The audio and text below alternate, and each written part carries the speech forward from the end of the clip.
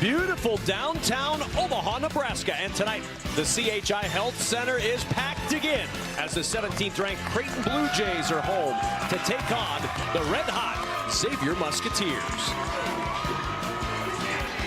And good evening, everybody. We welcome you courtside. That's Nick Baugh. I'm Kevin Kugler. You've got two teams, Nick, coming off really important and really impressive wins. No doubt. Both close games, too. Creighton wins in triple overtime at Seton Hall.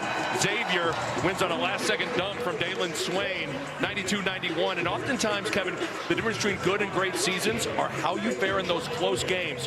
Thumbs up to both these teams in their last outing, and I expect another close game here tonight. This should be fun. Well, time to check your starting lineups. They are sponsored by Jeep. There's only one. And when you look in the backcourt, that's really where a lot of attention falls. And one of the guys that's, I don't think, getting enough conversation in this league is Quincy Oliveri for Xavier. One of the best shooters in the country. He is super important for Xavier's success, so Creighton's got to have extra attention on number 8 for the X-Men, making sure he doesn't get any rhythm threes. Well, this past weekend, we talked about it. 2 very important wins for these two teams. You were there on Friday when Dalen Swain provided the heroics. It really was a game. Georgetown led for the majority of it, but Xavier chipped away. Swain gets the game-winning dunk. This was the final stop of the game, forced Jay Heath into a tough, contested layup.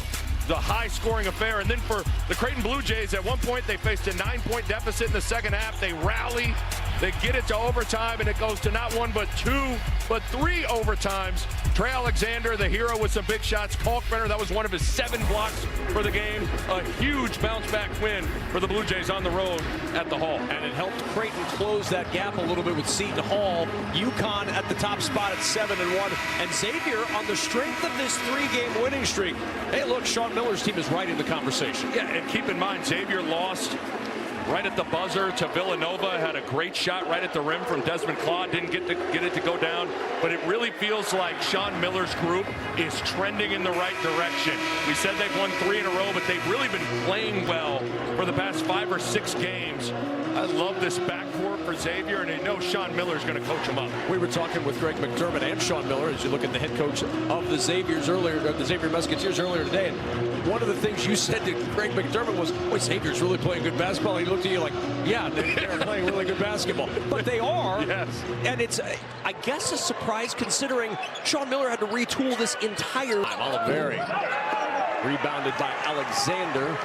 Slow start offensively, just a 2-2 ball game.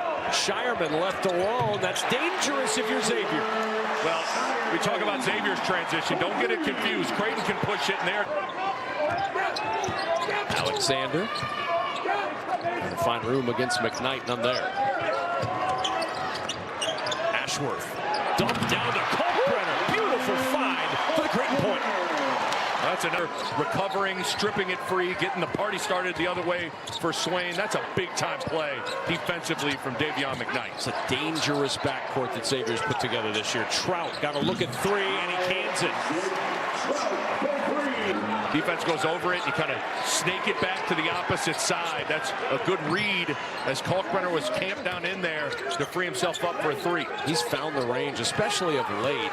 Hit at least 2 of those in 5 of his 7 games. And Shireman from 3. He's more likely going to be open until he proves he can hit it. Especially how Creighton defends. They play the numbers and will dare guys that haven't shot it well to shoot. Ooh, Ashworth got a ankle breaker as he steps back for 2. Pump the brakes. Ashworth and Alexander not talking on the switch. McKnight buries it. Then the save leads to an open McKnight who buries another 3. Trying to answer. That 3 will fall for Mason Miller. You give him an open hands of Ashworth. Jays want to run. Got to get the ball into Kalkbrenner. There he is working against Chani. Advantage Kalkbrenner. Can he take advantage? Yes, he can. And no dig from Mitch. He'll put it on the deck. Drives on Kalkbrenner. Good box out by Mason Miller. That was good work against Namiksha. Really good battle from Miller. And now he'll try to score on the other end, and he will. I'm telling you, Kevin, some perimeter. It changes everything. I mean, already they're trending in the right direction. There's Kalkbrenner. Usman back out there with those 3 fouls. Kalkbrenner going to work against the Xavier post and finishing off. In program, so certainly understanding that there's probably not going to be a lot of free throw attempts You have to play defense without fouling if you're Xavier. I mean, Creighton's only allowed 11 made free throws in 1-on-1 opportunities all year. They just don't foul, and that's a good sign for. And Shireman has it pinball out, but Kalkbrenner there to clean it up. And Shireman looking for three. He felt good about the shot. Farabello there. Another chance for Shireman. This one falls. Trying to find some room. Little strong. Kalkbrenner the rebound. Creighton has not led since 38-37 late first half. Alexander trying to give him the lead. And he does. He's got to be ready to talk and chase guys off screens. All right, 7 on the shot clock. Shireman to Ashworth. There's the three. It is up. It is down. You called it, Nick Baum. And Creighton to Brenner, just a little bit of attention goes there, and that's all Ashworth needs. Big shot from the Utah State transfer. And a takeaway. Alexander rips it away from Oliveri to the other end of the floor. Jays with a lead. Without fouling. I thought that was good drives by multiple guys, just couldn't get it to go down. Got some guys huffing and puffing right now. Shireman's three. Got it!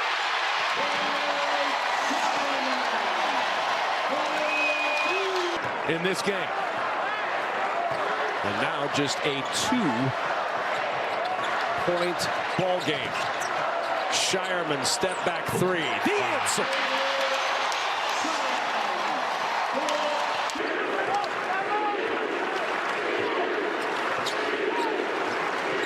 Another tight Xavier Creighton matchup down the wire again. Alexander, free throw line jumper, makes it a 7 down the stretch.